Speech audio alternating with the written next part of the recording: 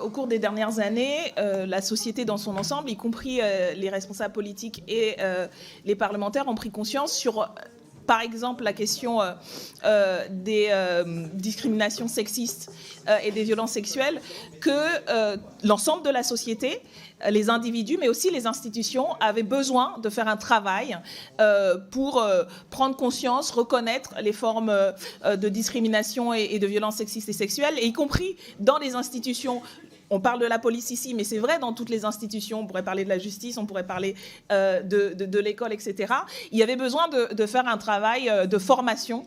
plus important, notamment pour le dépôt de plainte. Je pense qu'on a tous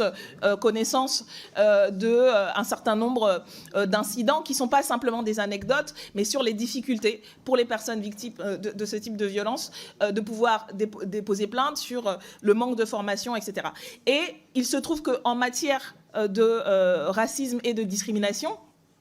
c'est aussi le cas. Il ne s'agit pas de mettre en cause les individus,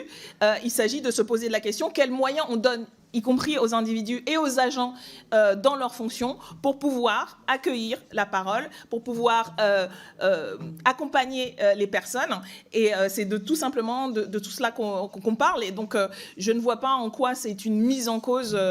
des personnes que de demander à ce qu'il y ait plus de formation. Et par ailleurs, ce n'est pas juste nous qui parlons de la dimension systémique de ce type de comportement, c'est aussi le défenseur des droits qui a parlé à ce propos de discrimination systémique, qui explique que le racisme condamne à être davantage exposé au chômage, à la précarité sociale, à de mauvaises conditions de logement, à un moins bon état de santé. Demander un rapport sur la situation des formations, justement, au sein de la police nationale et de la gendarmerie concernant le recueil des plaintes dans le cadre des infractions à caractère raciste. Selon l'enquête cadre de vie et sécurité, sur la période 2013-2018, 25% des victimes de menaces ou violences physiques racistes et 5% des victimes d'injures racistes ont en moyenne fait le déplacement au commissariat de police ou brigade de gendarmerie, et seuls 14,2% de ces victimes ont déclaré avoir formellement déposé plainte. Lorsque les victimes se déplacent, certaines sont parfois orientées vers des dépôts de main courante, une pratique que la Commission nationale consultative des droits humains, la CNCDH, critique depuis des années, ou alors les personnes abandonnent leur démarche. Et nous pensons qu'il y a bien sûr des éléments qui ont avancé, mais je rappelle que même la DILCRA, en 2021, avait rédigé une note sur les problématiques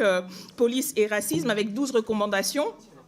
et qui demandait qu'il soit augmenté le temps de formation initiale des gardiens de paix, intégrer les sessions sur la lutte contre le racisme dans les cours de la formation, conditionner l'avancement de carrière au suivi des modules de formation. Et donc,